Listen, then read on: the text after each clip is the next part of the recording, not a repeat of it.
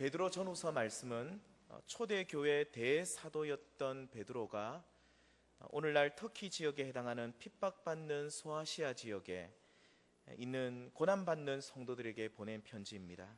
이 말씀을 받을 당시 소아시아 지역의 성도들 뿐만 아니라 로마 제국의 통치 아래에 있었던 많은 교회들이 핍박과 환난을 당하고 있었습니다. 그래서 사도 베드로는 자신을 베드로전서 5장 1절에서 나는 그리스도의 고난의 증인이다 라고 고백하고 있음을 우리는 알 수 있습니다.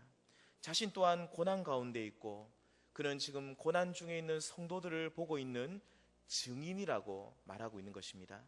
이러한 핍박 가운데 있는 성도들에게 베드로 사도는 값싼 평강을 외치고 있지 않습니다. 신앙생활 잘하면 너희에게 결코 어떠한 고난도 없을 것이다, 그런 거짓된 평강을 외치지 않습니다. 대신 그는 오직 성도는 예수 그리스도를 따를 때에, 신실하게 그분을 따라갈 때에 고난을 받을 수 있지만 이 고난을 넉넉히 이길 수 있다라고 증언하고 있습니다.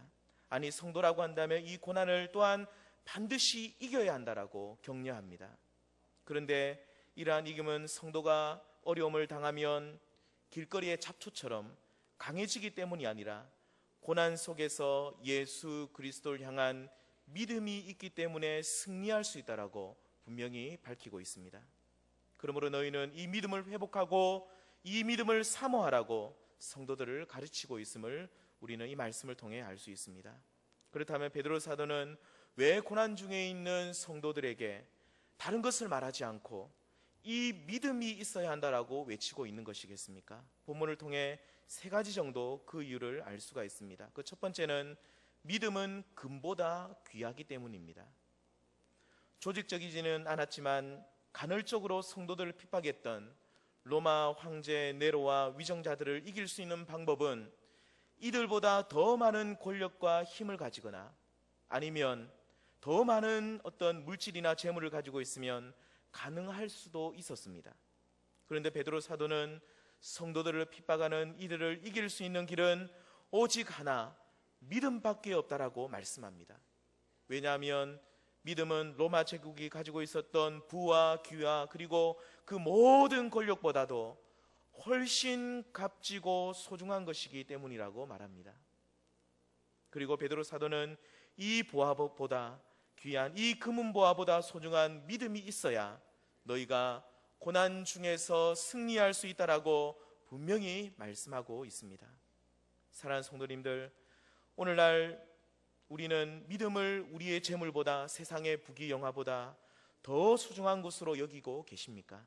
그렇다면 눈에 보이는 금보다, 눈에 보이는 재물보다 비교도 되지 않을 만큼 값지고 소중한 이 믿음을 날마다 사모하며 구하고 계십니까? 이 보화를 정말로 간절한 마음으로 사모하고 구하고 있냐는 말입니다. 믿음을 세상의 번영과 금보다 더 귀하게 여기시고 이 믿음을 구할 수 있는 여기 계신 저와 우리 모든 성도님들 다 되시기를 바랍니다. 두 번째, 믿음은 성도에게 능력을 주기 때문에 너희는 고난 속에서, 핍박 속에서 이 믿음을 구하라고 말씀합니다. 5절 하반절 말씀을 보시면 믿음으로 말미암아 하나님의 능력으로 보호하심을 받았느니라, 그렇게 말하고 있습니다. 사랑하는 성도님들, 믿음은 하나님의 능력을 경험하게 합니다.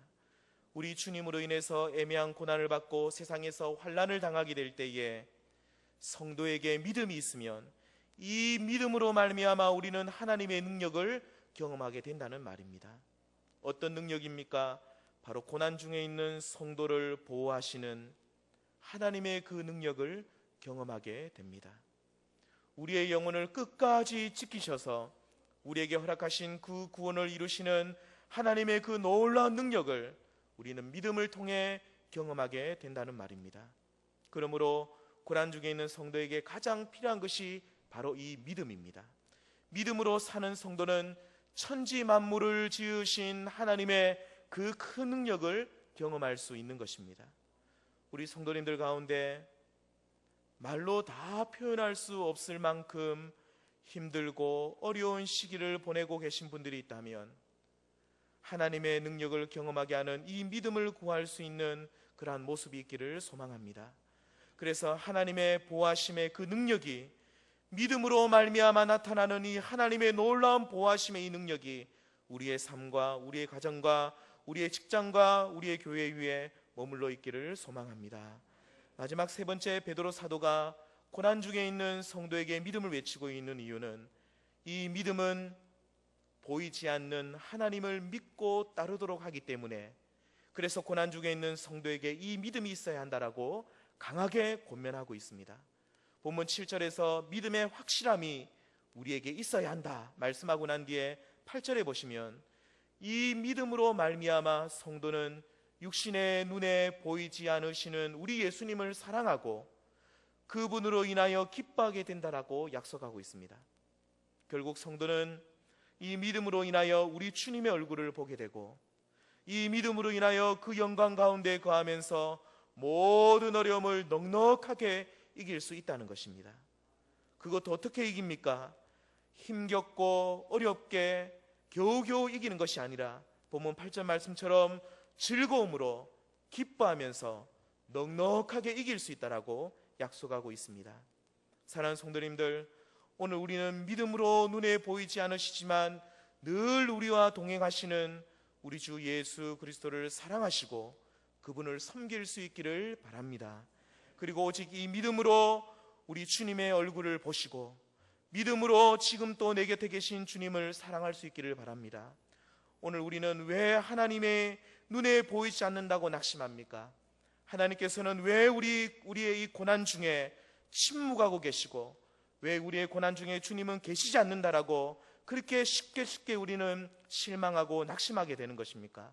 바로 우리에게 믿음이 부족하기 때문에, 우리에게 믿음이 없기 때문임을 기억하시고, 오직 이 믿음을 구하셔서 눈에 보이지 않으시는 그 하나님을 정말로 우리가 믿음의 눈으로 바라보시고 그 주님을 사랑하심으로 이 땅의 인생을 살아가시는 여기 계신 우리 귀한 성도님들 다 되시기를 바랍니다. 그리고 앞에서 말씀드린 대로 이 믿음은 금보다도 귀한 것임을 아시고, 이 세상의 어떤 것보다도 소중한 것임을 아시고, 날마다 이 믿음을 구하시고, 그리고 이 믿음으로 말미암아 하나님의 그 큰 능력, 특별히 고난 중에 우리를 보호하시는 하나님의 그 능력을 경험하심을 통해서 믿음으로 고난 가운데 승리하시는 여기 계신 우리 귀한 성도님들 다 되시기를 소망합니다.